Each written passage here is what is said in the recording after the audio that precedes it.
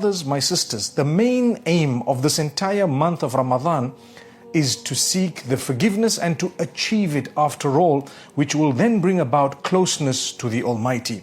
Aisha, may peace be upon her, the mother of the believers, she says that I asked the messenger, if I were to witness the night of decree or the night of power, Laylatul Qadr, what should I say? He says, say, Allahumma innaka afuwun tuhibbul afwa fa'fu anni. Oh Allah, you are most forgiving, you love to forgive, so forgive me.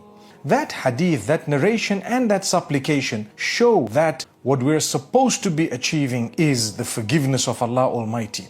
Learn to forgive others. Try. You know what? When you let go, not only will you be doing yourself a favor, but you will actually be earning the pleasure of Allah Almighty. Why should Allah forgive you and I? Allah doesn't need us. But when you show that you also have a quality of mercy, Allah has mercy on you. Irhamu man fil ardi, yarhamkum man fis sama. Have mercy upon those on earth, and Allah will have mercy upon you. The one in the skies will have mercy upon you. My brothers, my sisters, these are the most powerful nights of this beautiful month of Ramadan. Don't waste them. They will not come back. Once they're gone, they're gone.